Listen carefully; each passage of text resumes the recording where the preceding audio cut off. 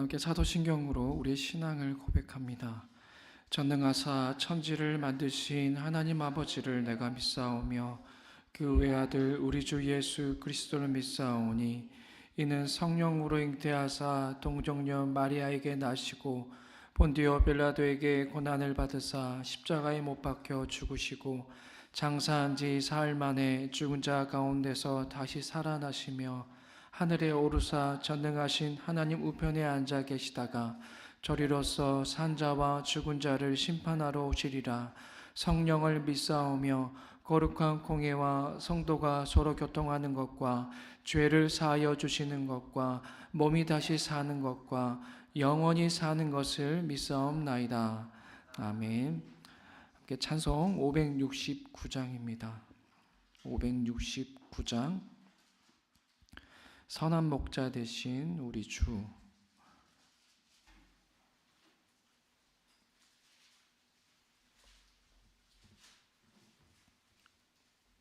569장 함께 찬양 올려드리겠습니다.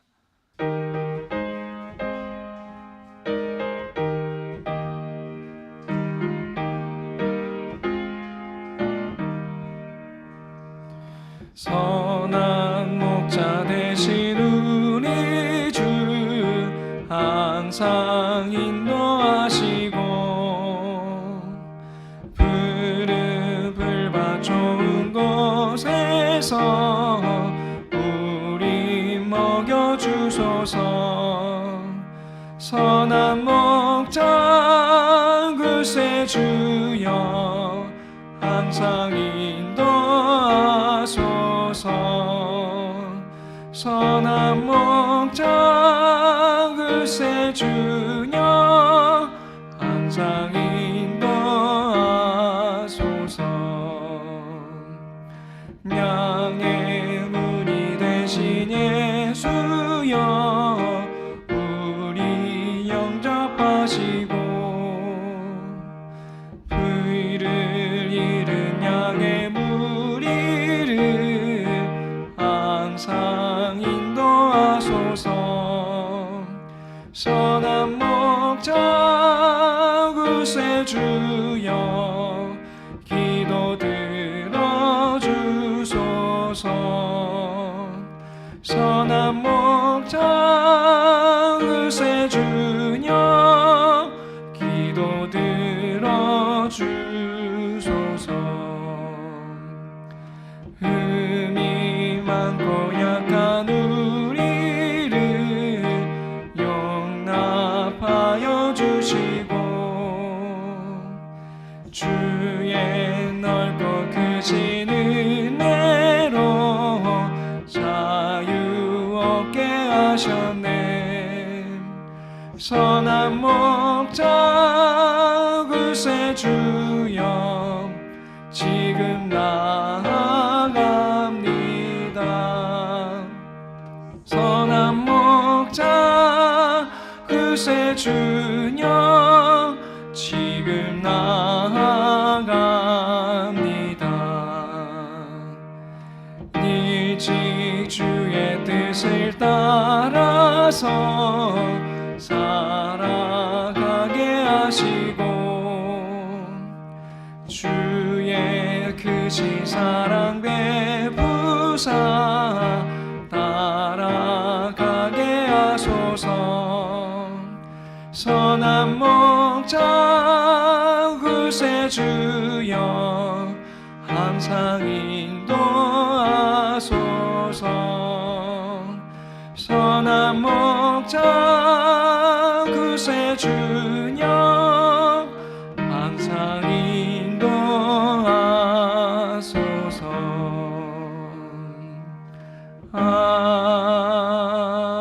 아멘. 오늘 우리 하나님의 말씀은 민수기 9장 15절에서 23절 말씀입니다. 민수기 9장 15절에서 23절까지 말씀입니다. 우리 함께 하나님 말씀을 읽겠습니다. 성막을 세우던 날 구름이 성막 곧 증거궤가 보관된 성막을 덮었다. 저녁에는 성막 위에 구름이 불처럼 보였으며 아침까지 그렇게 계속되었다. 그것은 늘 그러하였다. 구름이 성막을 덮고 있었으며 밤에는 그 구름이 불처럼 보였다.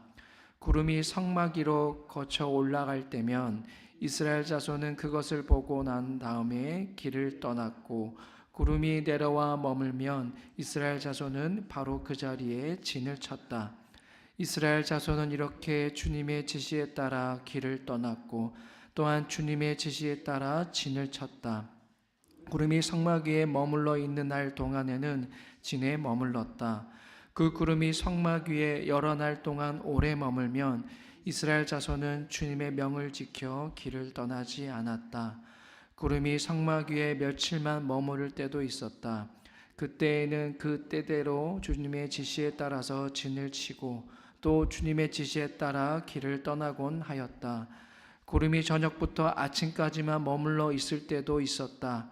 그럴 때에는 아침이 되어 구름이 거쳐 올라가면 그들은 길을 떠났다. 낮이든지 밤이든지 구름만 거쳐 올라가면 그들은 길을 떠났다.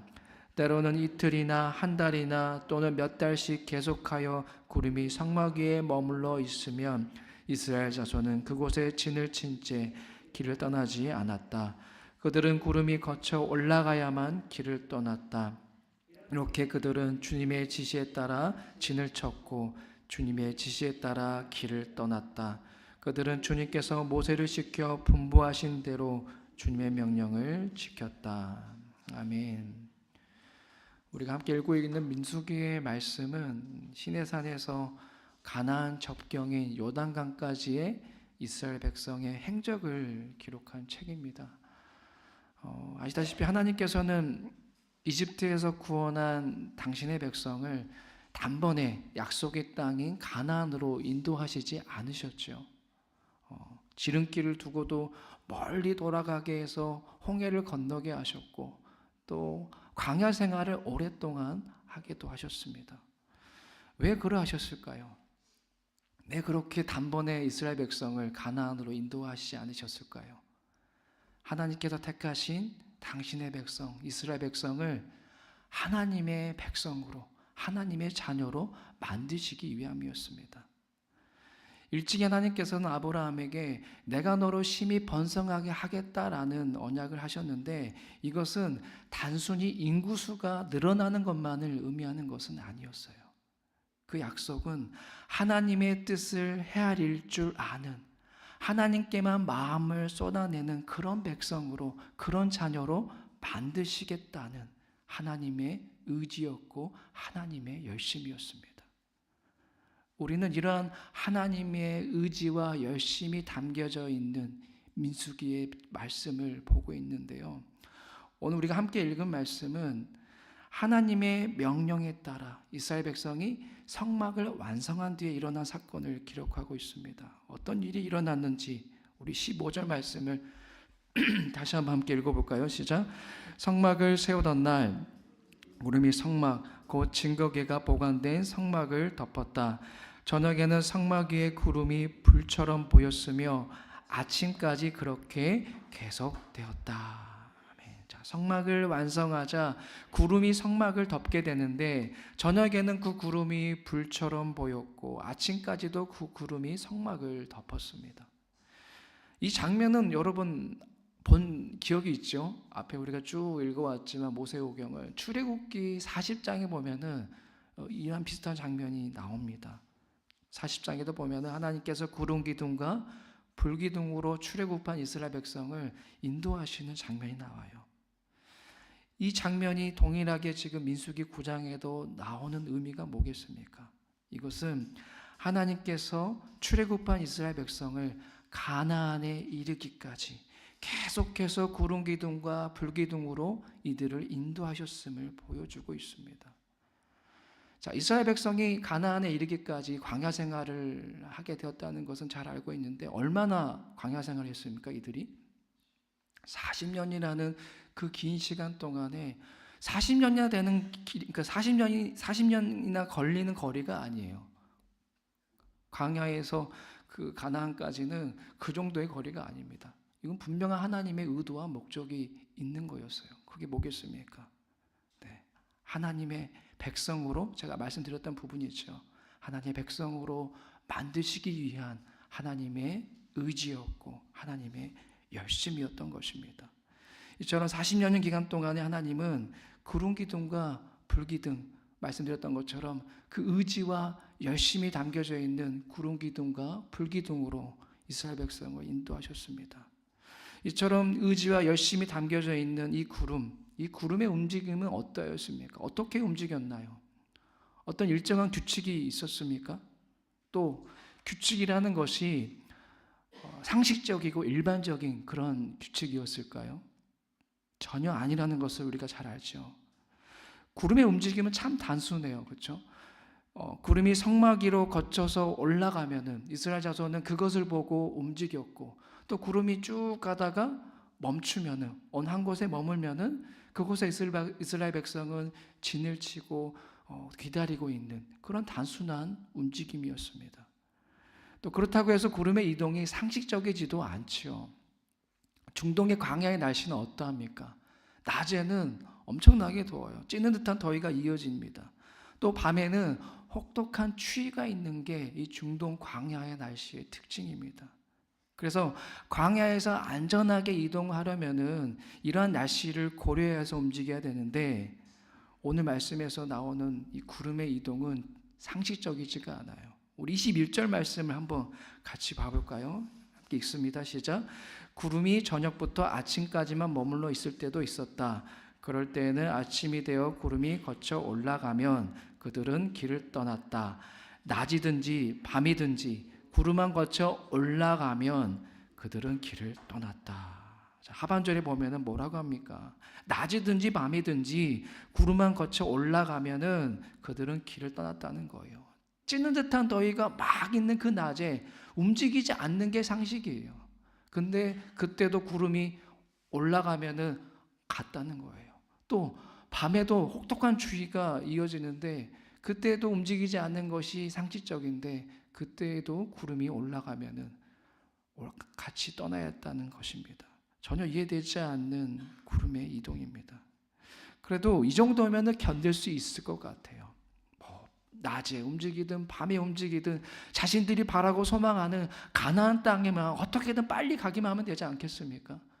더 어떻게든 빨리 가서 그 땅에서 바라던 것을 이루면 되는 것인데 그렇지도 않아요. 네. 구름이 한참을 움직이지 않을 때도 있었습니다. 22절 말씀도 같이 한번 읽습니다. 시작. 때로는 이틀이나 한 달이나 또는 몇 달씩 계속하여 구름이 성막 위에 머물러 있으면 이스라엘 자손 그곳에 진을 친 채 길을 떠나지 않았다.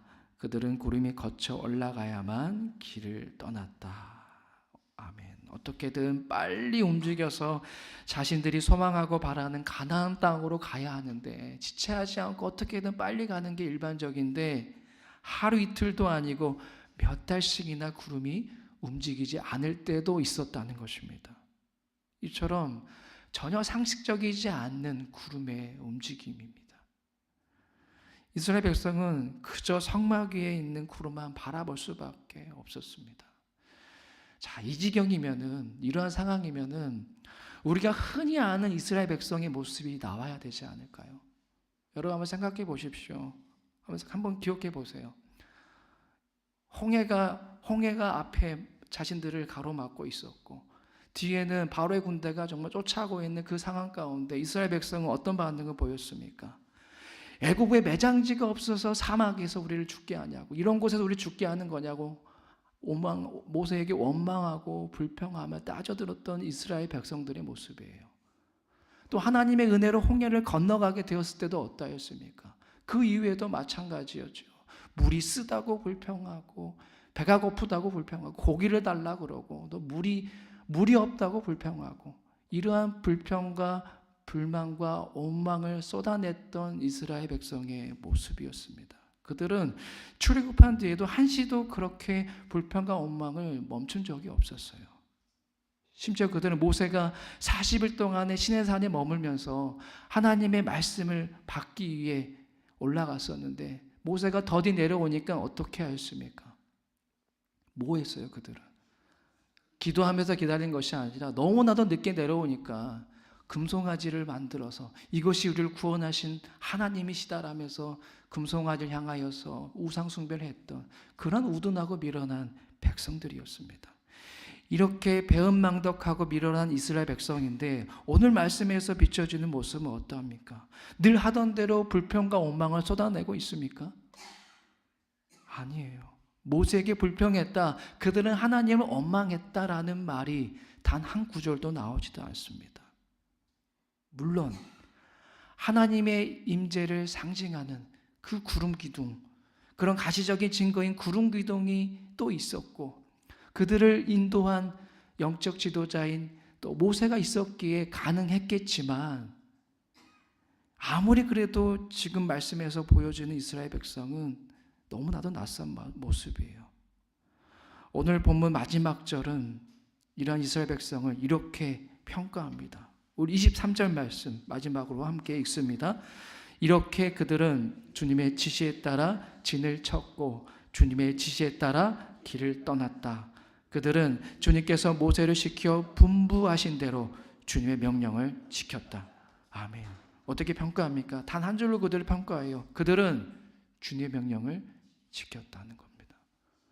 불평했다, 원망했다. 그들은 늘 하던 대로 그렇게 하였다가 아니라 지켰다는 거예요. 구름이 움직이면 움직이고 구름이 멈추면 멈추는 그런 단순하지만은 명확하게 주님의 그 명령에 순종하는 모습을 보여줬습니다.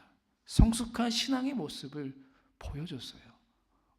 어떻게 이런 일이 가능했겠습니까? 어떻게 이런 일이 가능했을까요? 그들은 하나님의 임재를 상징하는 이 성막 위에 있는 구름을 오롯이 바라보았기 때문이에요. 오늘 본문은 단순한 내용입니다. 구름이 움직이면 가고 멈추면 머물고만 반복적으로 나와요. 15절부터 23절까지의 내용은 계속 가고 멈추고가 반복적으로 나옵니다. 하나님의 임재의 상징인 구름이 이스라엘을 인도했다라는 단순한 내용이에요. 그럼에도 여기에는 분명하게 담겨져 있는 주제가 있습니다. 그게 뭐냐면 하나님께서는 당신의 백성이 당신만 바라보도록 훈련하시고 연단하신다라는 것입니다. 계속해서 하나님은 이스라엘 백성이 다른 곳을 바라보지 않고 당신의 임재를 상징하는 구름만 바라보게끔 그렇게 계속해서 연단하셨습니다. 자신들의 머리로는 도저히 이해되지 않을 때도 상식적이지 않은 상황에서도 오롯이 당신의 백성이 당신을 바라보게끔, 하나님을 바라보게끔, 하나님에게만 주목하게끔 그렇게 계속해서 끊임없이 연단하시고 훈련하신 것입니다. 40년이라는 그 시간 동안에 그런 거예요, 여러분. 여기에 핵심입니다. 단번에 이러지 않았을 거예요. 오늘 말씀에서는 자세하게 기록 안내하고 있지 않지만 왜 불평하지 않았을까요? 아니, 더운 날에 찐듯한 낮에 구름이 움직여요. 할렐루야 하면서 갔겠습니까? 아니에요. 왜 지금 이 더위에 갑니까? 왜 이런 추위에 움직이는 겁니까? 모세요, 하나님이시여 뭡니까? 라면서 분명히 원망하고 불평하고 따져 들었을 거예요. 하지만 40년이라는 그 시간 동안에 그렇게 훈련시키신 겁니다. 그렇게 연단시키신 거예요. 당신의 백성으로 만들어 가신 것입니다. 제가 설교 서두에 말씀드렸죠.